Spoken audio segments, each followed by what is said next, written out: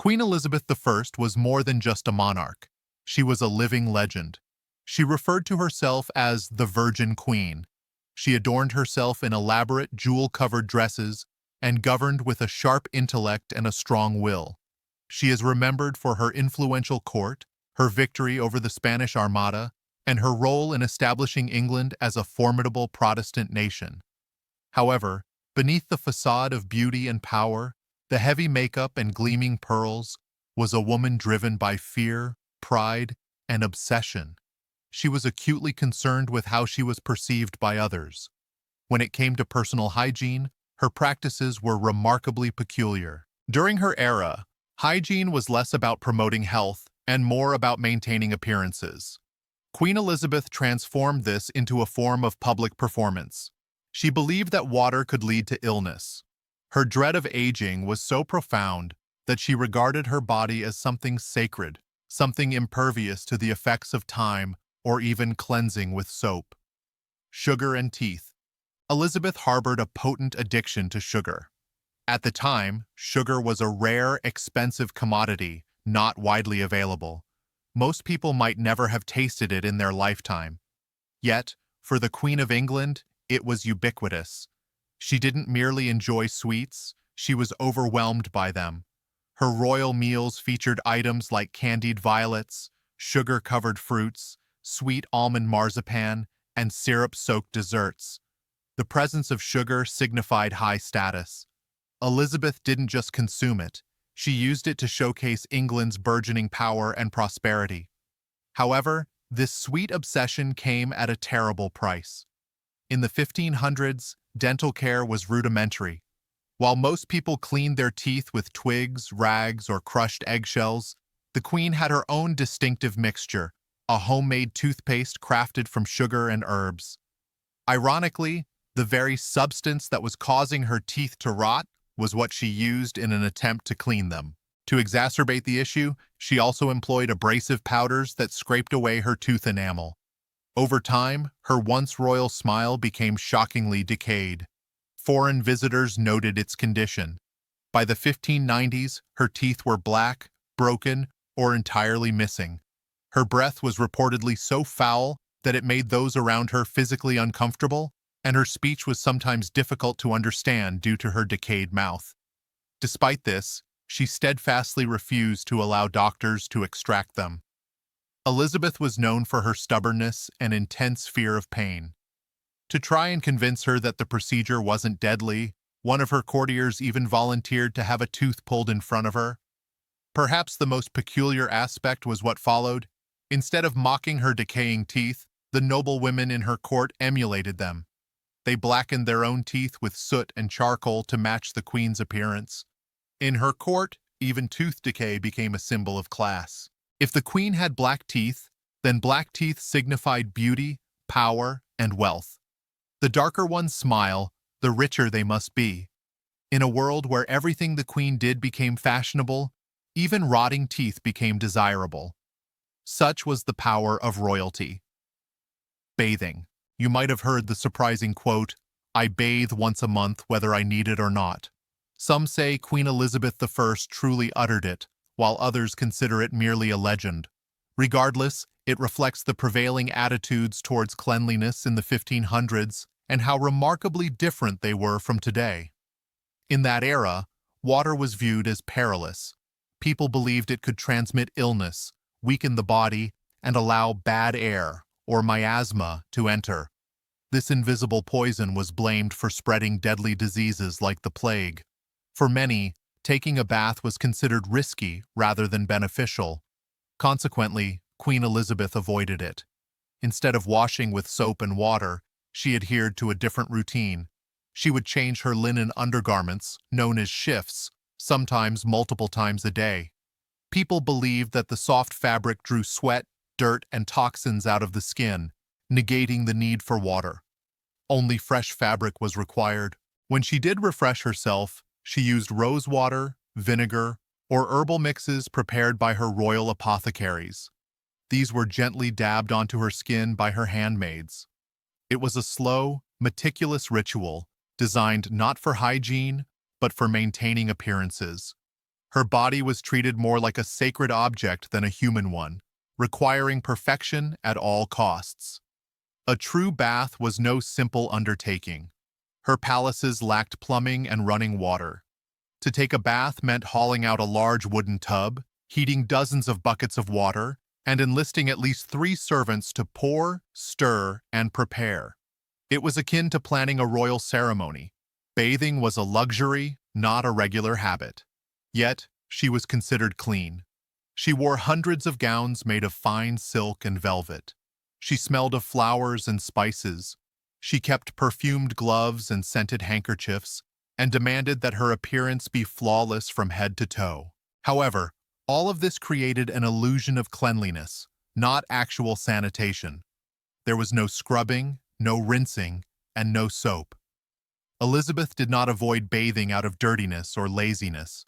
She avoided it because too much reality could tarnish her perfect image. Water could smudge her white makeup, soften the illusion, and make her seem human. And in her mind, a queen was not supposed to be human. Makeup. Queen Elizabeth's face is one of the most renowned in history. It was porcelain white, smooth as a statue, and cold as stone. However, this was not her natural skin. It was a carefully applied mask, painted daily, not for beauty, but as a tool of power.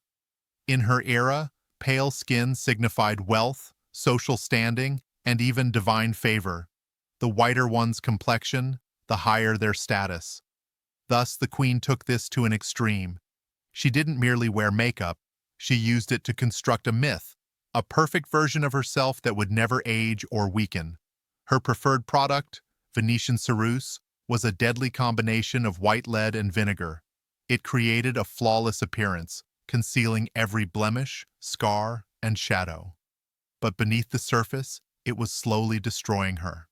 This poison seeped into her skin, causing rashes, open sores, and long-term scarring. As her real face gradually deteriorated, she simply applied more layers of makeup, each one thicker than the last, until her appearance became a frozen mask. The destructive effects didn't stop there. For her lips, she used vibrant red colors derived from mercury, one of the most toxic substances on Earth. The more she used it, the sicker she became.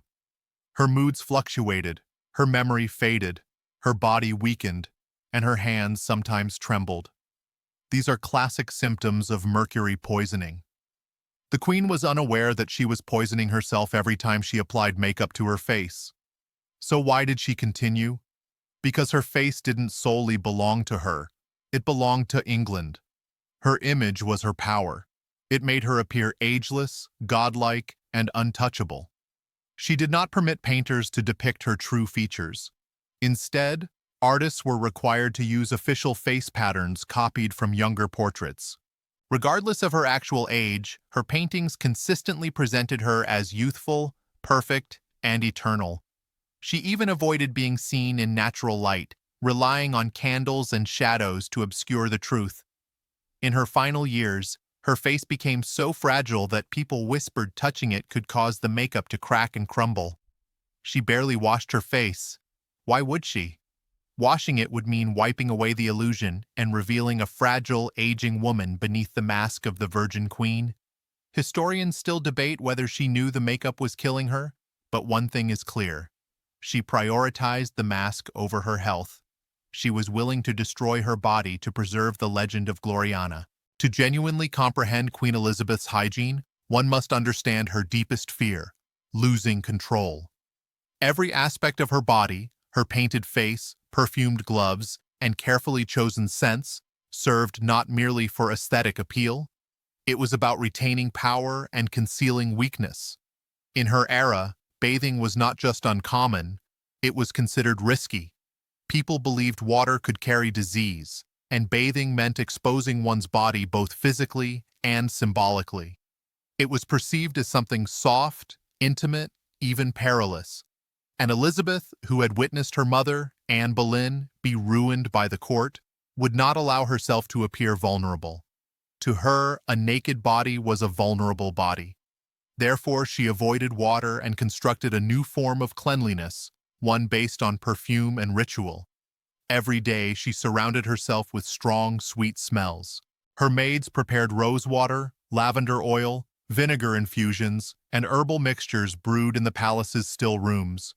These liquids were not intended to cleanse the skin. They were meant to mask odor and create the impression of freshness. A few drops behind her ears, a dab on her wrists, a fragrant handkerchief tucked into her sleeve, and she would move through her court like a walking flower garden, untouched by human scent. She carried pomanders, small ornate balls filled with herbs and resins, hidden in her dress or worn on her belt. Whenever an unpleasant odor came too close, she would raise one to her nose and inhale the controlled world she had built. These objects were not merely for comfort, they conveyed a clear message. I am not like you. I do not stink like the rest of the world. Even her clothing was part of this elaborate performance. Her gloves were perfumed, her handkerchiefs soaked in oils, and her dresses were layered and stiff, designed to conceal her body and trap scent. She was even known to give scented gloves to her courtiers, a gift that conveyed her image rather than a personal touch. As for her hair, it was rarely washed. Washing it was seen as dangerous, especially for someone who wore so much makeup. Instead, her real hair was stiffened with sugar water and egg whites, then powdered. As she aged and began to lose hair, likely due to years of lead and mercury poisoning, she switched to wigs, particularly auburn ones, to maintain her image. But beneath all the powder and perfume, her body was deteriorating. Years of toxic makeup had left her skin scarred, thin, and blistered. Rumors circulated about peeling skin, open sores, and a face too damaged to touch. Yet, she continued to apply makeup in increasingly thick layers. She even prohibited mirrors from her private rooms, ensuring no one, not even herself, saw the truth. It's said she had a servant whose sole duty was to powder her shoulders in private, ensuring no one ever saw her real skin. Elizabeth had become a prisoner of her own illusion. Bathing wasn't just omitted because it was inconvenient. It was omitted because it meant wiping away the mask. To wash her body was to acknowledge that it was aging, cracking, and human. And Elizabeth had spent her entire life convincing the world that she was more than human. In her final years, she carried a scented walking stick. When passing odorous courtiers, she would raise it to her nose, not merely to block the smell, but to remind everyone, I am the queen. I do not belong to your world. Her body was no longer just flesh and bone. It was the symbol of the crown. It had to remain perfect, even if it meant sacrificing the truth beneath. To Elizabeth, cleanliness was not about being healthy. It was about maintaining an untouchable image. Waste. From the outside, Queen Elizabeth's palaces appeared to be paradises on earth. They featured massive stone walls, golden ceilings, velvet carpets, and halls filled with music and silk. However, step beyond the royal facade, and you would encounter something far less glamorous. There were no toilets, no sinks, and no plumbing. Indeed, beneath all the beauty, the queen lived in a world that smelled like a sewer. Her most private lavatory was a fancy wooden chair called a close stool. It appeared elegant externally, but beneath the cushion was simply a ceramic pot for collecting waste. This pot had to be emptied, cleaned, and perfumed multiple times a day by hand. And this task was not performed by a typical servant. It was done by someone with royal authority, the groom of the stool. Do not let the job title deceive you. This man was no janitor. He was a trusted nobleman, chosen for his loyalty and discretion. He didn't merely assist the queen with her toilet needs, he also helped her dress, managed private affairs, and at times even participated in confidential political discussions. In the peculiar world of the Tudor court, being intimately close to the queen during her most personal moments signified proximity to power. However, the rest of the palace was considerably more unsanitary. There were no flushing toilets, only chamber pots, buckets, or bowls for waste used by everyone. These were then dumped into cesspits hidden beneath floors or just outside palace walls. The duty of clearing all this waste fell to men known as gong farmers, or night soil men. They worked during the night, carrying buckets of human waste through dark hallways and narrow stairs, trying not to spill as they emptied the filth into open trenches. The stench was dreadful and never truly dissipated. To mask it, the palace burned herbs such as lavender, rosemary, and sweet marjoram.